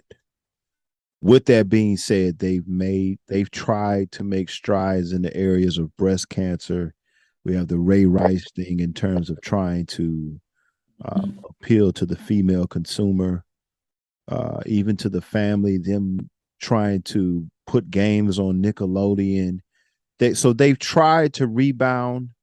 There's still some things that are questionable to me in terms of race, Eric Bieniemy, things like that, the Brian Flores situation, the owner from New England, Robert Kraft, all those things. I've thought that the NFL has done a poor job, and they've tried to repair that image. But I think in this particular situation, they can, and it's not necessarily their fault. I just think from an image perspective, they can get this right if this is correct. And what I mean by that is that I think they should disassociate themselves from this guy. Denouncing. Yeah. Because of at whatever comes out of this. I think this is something that as a league, if you continue to support him with your product, it's a bad look for you. And I think it's detrimental in terms of where you're trying to go as a league, the image that you're trying to repair. So again, from the NFL standpoint, I think they have a chance to get this right. I think where there's smoke, there's fire. This guy, from everything that from the time he's gotten to the NFL, and it might have been some things before that, he's just been suspect. Mhm. And this doesn't surprise me. I'm just saying it doesn't surprise me, but I think the NFL, I think other businesses who have contracts with him, doing business with him, having a partnership with him, in the public eye, you disassociate yourself with this guy, because I think it's a lot of truth to this. And again, people are gonna say, well, you're going off of speculation. I'm telling you, there's been a lot of things that he's done, or a lot of things that he's been a part of, or a lot of things that people have said that he's associated with that have been questionable, even from his playing days. Mhm. This does not surprise me at all about Brett Favre. I And agree. so I'm just telling you, it looks like a rat, smells like a rat. It's a rat. Mm-hmm. A He big all one. the signs that he's had, I just think this doesn't surprise me, and I believe it. Just knowing what I know about him, people can call me, they can say that I'm jumping the gun. I'm telling you, this guy has character flaws and character issues that you, none of us, we don't need to be associated with him. We don't need to support anything he's got his hands on, whether it be copper fit, anything, because They I'm need to telling burn. They you, need yeah, to burn on national TV like they was doing Kaepernick. exactly, exactly. Crazy, And man. again, people get mad when we talk about Kaepernick, but again, he's not in the league for taking a knee. Has he Mm-hmm. taken millions of dollars Nope. from the poorest state in the United States? All he did was advocate for people, and people just don't. Exactly. So I mean, it's crazy to me. But the NFL has an opportunity to get it right. They can't. I don't think they can take his gold jacket, but disassociate from the guy. Take him off posters. Take him down. You know, Mm-hmm. don't associate. You can acknowledge the guy when you talk about Hall of Fame, but at the end of the day, I wouldn't be advertising this guy. I don't Yep. care. I'm just telling you, you know. But with that being said, let's go to our final topic for tonight. And if you're not aware of this topic, I don't know where you've been, but just in case you haven't, the Boston Celtics coach, Ime Udoka, who was suspended by the Boston Celtics for having, and there's been several different reports, having a affair with a woman inside the Boston Celtics organization, by which I think Udoka said that I think he came out and publicly apologized. But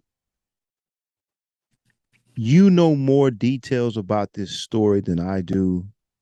I'm sort of taken back by how this whole thing. I mean, people have commented on it. Stephen A has commented on it. I think even Stephen A and Malika Andrews got into a bit of a verbal uh back and forth about this.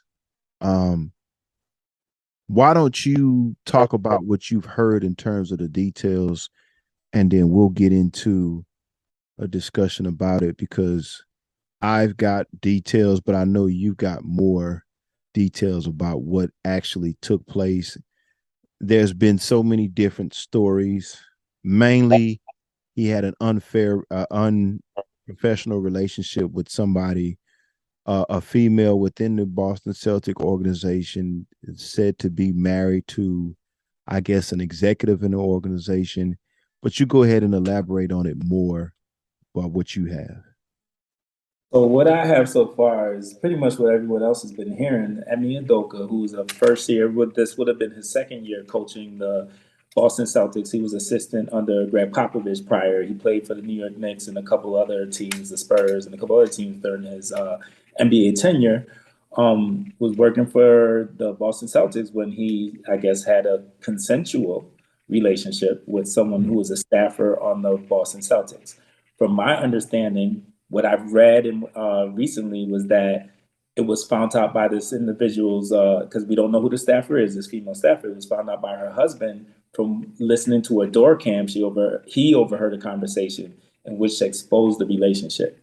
This has been something that's been going on for months, I guess, and this is something that the organization knew about, but for some leaked. My speculation was that the husband leaked it. I don't know if that's true, but this is a conversation I had with you, Baker, that I think that if I was in that position, I was the husband, I probably would have done the same. You know, not to say that's the right. The only way I wouldn't have done that is if I had a kid or a child, because I wouldn't make my baby mom look bad. However, there's no kid in the situation, I would expose it. What a lot of people don't like about the situation, which Stephen A's original argument was, why just expose him if it's consensual and not expose both parties? And to me, it didn't make sense for them to suspend him, which I had a conversation, I think, with you and someone else was saying that, you know, maybe they suspended him in hopes that he resigns and takes another opportunity. But he didn't take the opportunity. He's been with Nia Long, who's a famous actress. They have a 10-year-old or 11-year-old child, and she found the day that it was broadcast a couple of days ago, like 10 days ago, 7 days ago, when the story aired. There's no one knows who the staffer is right now. The Boston Celtics were more upset because the social media was starting to take every single woman staffer and start to send their photograph out and say this was the person that he was messing with. I felt like Boston could have done right by all parties by, if it was consensual, disclosing both, because I feel it's unfair to be a black male to be exposed and say, hey, you're wrong. When this is something that's in professional sports, this is something that happens all the time. Jack will be the first person to say, which was an article today, he says, I don't even want to speak on it. I haven't been the best husband. You know, I cheated on my wife, and I know Nia Long, and I know how it is, and I'm not going to speak on something that, you know, that I've done. But I think this is something that a lot of people are also saying there's more to it. I know Matt Barnes, who has his own podcast, who's a former NBA player, was saying that he was all for, you know, supporting Ime Udoka. Can you hear me? Can you hear me? Can you hear me? Can you hear me?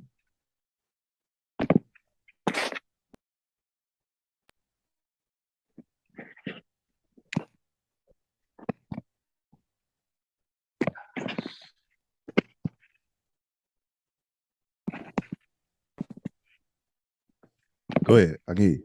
You can hear me now? Yeah, I can. Yeah, so he was I know Matt Barnes, who has his own podcast, who was a former NBA player. He was talking about the situation with Ime Udoka, and he was 100% for supporting Ime Udoka and what was going on. However, he said he has insider information that says there's a lot more to the story. So we're still, I guess the audience and everyone else is still waiting to find out what really happened, because I guess it was a lot deeper than what people are saying as consensual. There may or may not be harassment or more evidence of something, you know, worse happening. But Ime Udoka said he's not going to bring up anything. He's going to let it be. He's going to take his punishment. And I think he's doing that, one, for his family and also for all parties involved. He doesn't want anyone to look bad. But if this is by any chance, in my opinion, if both of them are consensual, then I really feel like the woman needs to be exposed, because I'm not just saying this because I'm a black male, but I just don't think it's right for us to take the brunt of, you know, the actions where both parties were involved and both parties were wrong for cheating, period. So, and let me put out there too that Ime Udoka is in relationship with Nia Long, but they're not married. And we don't know what the relationship was like. We don't know if they're going through turmoil or whatnot. It was said that they were supposed to buy a house together, but we don't know. And that's none of our business. At the end of the day, this type of stuff happens in regular corporate America. This stuff happens in education. People date people at their jobs. Things don't go well. And they say, there was something I was reading about articles, a lot of times when these things happen, that's where to take accountability away from the corporation, that's when they start adding the extra stuff like, oh, there was harassment, there were these things said and these things sent, so that they probably won't be sued or liable. But again, like I said, if it was consensual, they both need to be exposed, not just Ime Udoka. I definitely agree that there should be some type of a suspension, But if it's consensual, there's no reason that it should be for an entire season. And I think they're just trying to make him the scapegoat of the situation, if that's the case.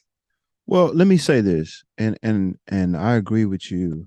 I agree with you in the sense that now that the details are in my notes, I have written here why. And the reason why I have that question there written like that is why, because I'm putting responsibility on the Boston Celtics organization. And the reason why I'm doing it is because of this. If this is true, I'm not excusing the behavior. Okay.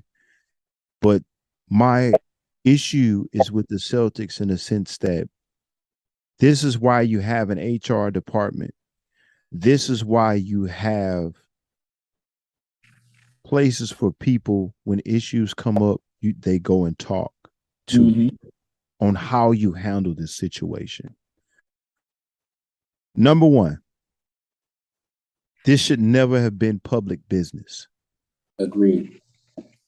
First and foremost, this goes on not only in the NBA, not only in the NFL, not only in the Major League Baseball Association. This goes on in every business, public sector in the whole world. It's been going on. If what they're saying is true about them having a consensual relationship, this happens all the time. So as an organization, why do I need to know this? I'm not a part of the organization. Why is this public business? Okay. Number two, let's say we go back to the scenario you said where you think that this information was leaked by the woman's partner, a husband, or it's a situation where somebody found out and it's a personal attack. They leaked that information out. Okay.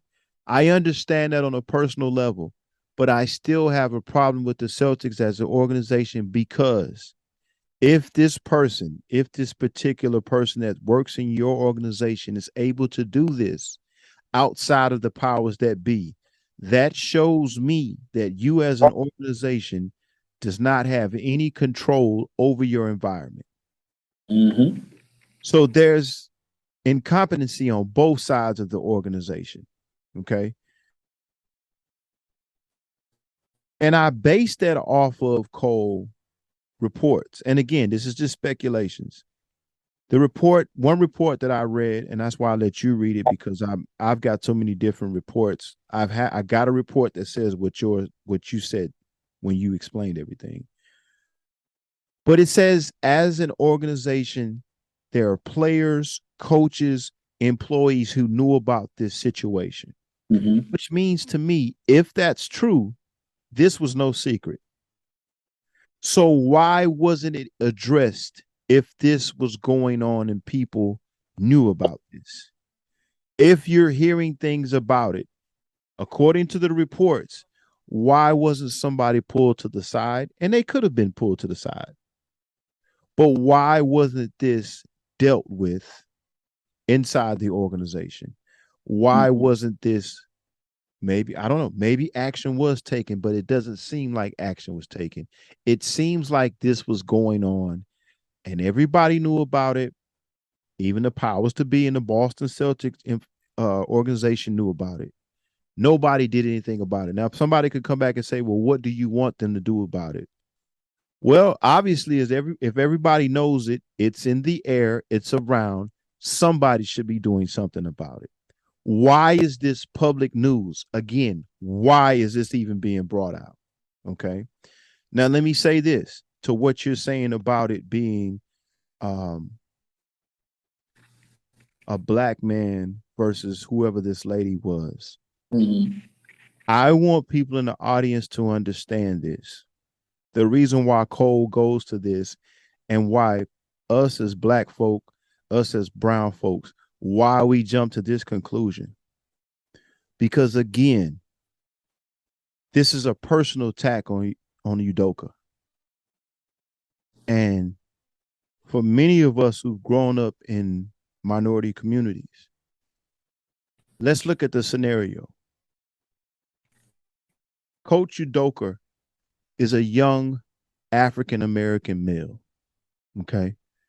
Let's just consider these things. He's a young African-American male who's respected by the NBA community, who has been regarded widely as a good, successful young coach. And what I mean by that is there's a lot of people in the NBA, whether it be coaches, players, GMs, who respect his basketball IQ. Mm-hmm. And so for him to be able to be a head coach as young as he is in the NBA, and I'm not just talking about his age, I'm talking about he's never been a head coach in the NBA. There's always been speculations and people always saying that this guy should have been a head coach, meaning that the job that he got from the Boston Celtics was right on time based on the success he's had in the league. He's been a successful assistant. He's been a successful player development coach. Everybody has a lot of respect within the NBA community and the international basketball community, respect for Ime Udoka. Okay. Mm-hmm.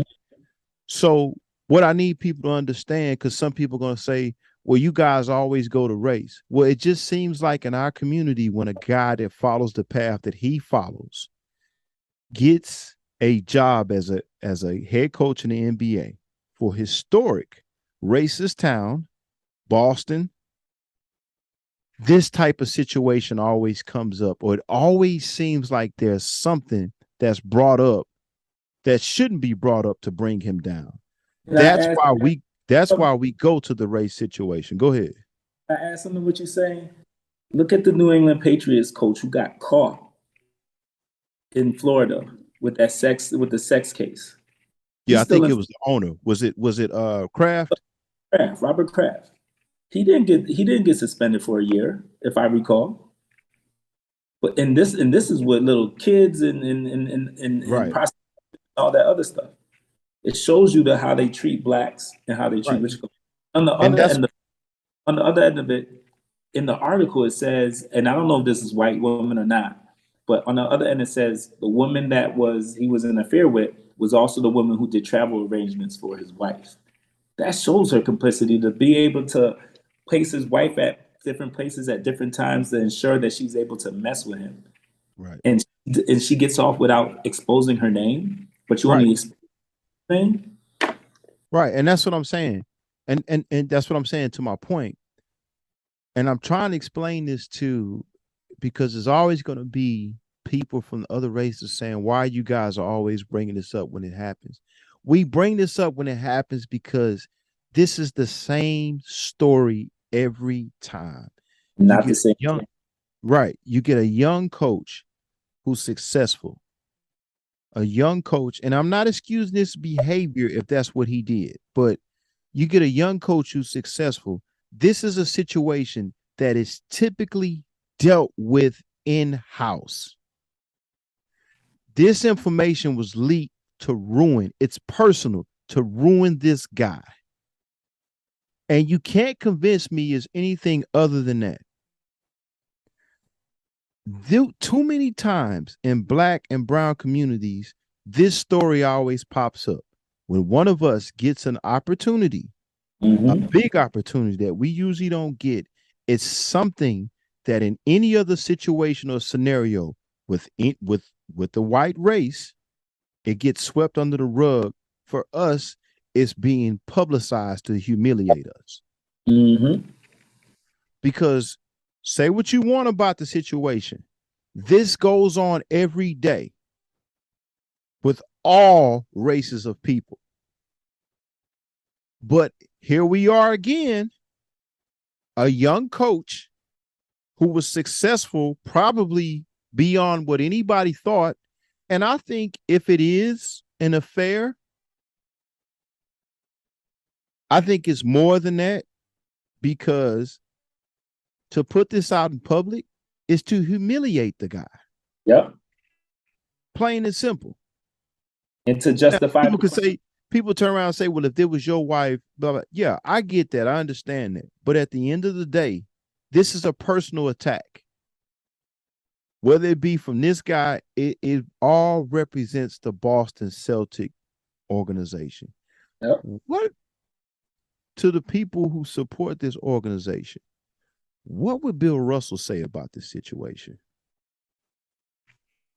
Like, why is this in the public? I'm not, again, if this is true, I'm not excusing Udoka's behavior. Okay. If that's in fact what it is. But none of us have room to judge anybody based on a situation. This situation should have never been brought to public. I agree. And if you do, I think you need to put all the information out there. Right. Because right. And again, for the Boston Celtics, if you are going to put this information out, here's where you also dropped the ball. Because you said a woman, now you got other women in the organization who's had any interaction with him being scrutinized, being speculated on. So again, as an organization, this should not have been out. Now you got a storm. And I'm going to tell you something, and I'm going to break this down. And they said it was consensual. So that's the other part that. Right. But regardless, even, and I'm going to tell you this, I'm going to go as far as this. Consensual, if it wasn't consensual, it should have been dealt in house first. There are ways when you have things like this happen, whether it's consensual or not consensual, there are ways that you deal with this in HR. So again, and some people might take offense to that, but again, if something happens at a job that's not professional, it's dealt with inside first. Not saying that it won't never come out in public, but to have information leaked shows an incompetent organization to me.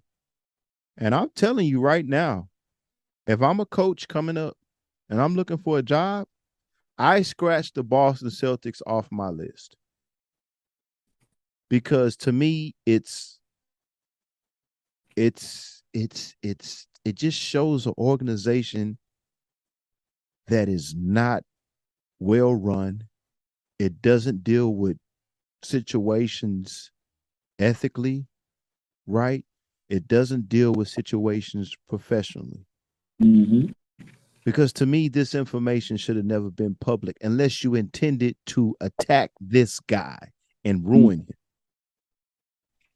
So even the details of the situation, who it is, who the woman is, what took place, to me, none of this should have been public.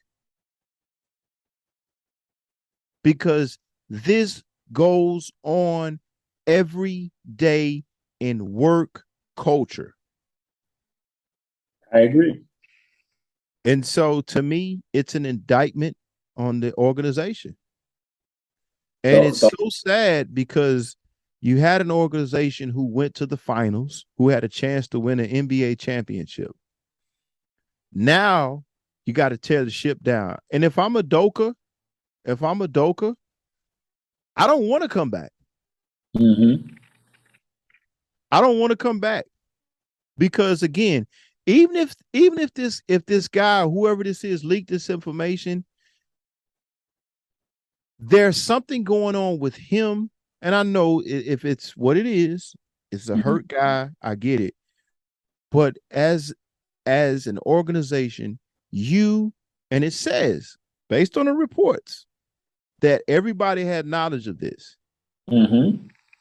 So why would this even be leaked out in public like this? Why wasn't it handled? And I'm like Stephen A. And I don't always agree with Stephen A. But don't tell me, Boston, you didn't know about this. Don't tell me that you had no idea about it. You did.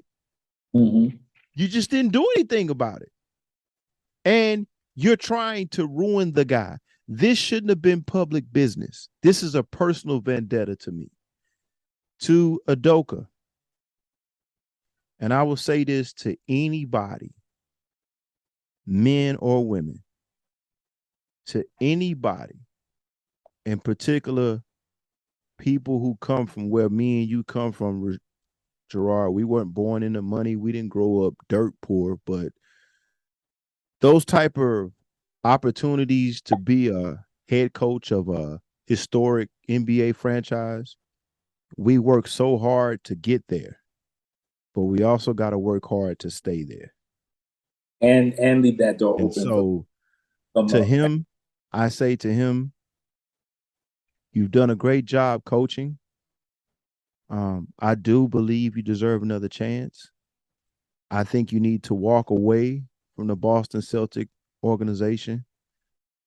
I think on your end, don't take your success for granted. Mm-hmm. Don't get too comfortable, because these type of opportunities don't come around. But stay focused. As hard as you work to get there, and we know Coach Udoka has worked hard to get there, stay hard, work just as hard to stay there, whether it be faith, whether it be not being distracted. It happens, it happens, but just remember to stay as focused as you were to get there, because this is the kind of stuff that they'll set you up with. Not saying that they set him up, but this is the kind of stuff that if it happens, because of who you are, it's going to be magnified 20 times. And that's just the way it is. We have to be 20 times smarter. We have to be 20 times ahead, because they take something that any human being has done and they magnify it. They leak it out. They let it get out to ruin you. And, maybe it's a blessing in disguise, and that maybe you thought this organization was behind you. They're not. And to the new young coach that's coming in, I would be very, very careful on who you got around you in that organization. I think everybody should go. If Udoka's being suspended, I think whoever's involved in it, I even think the person that told, people are not going to like what I'm saying, the way that person did that out in public makes it look like it's personal, and it could be of course, if somebody's cheating with your wife, if that's what it is, but there's ways you handle that, and that's unprofessional.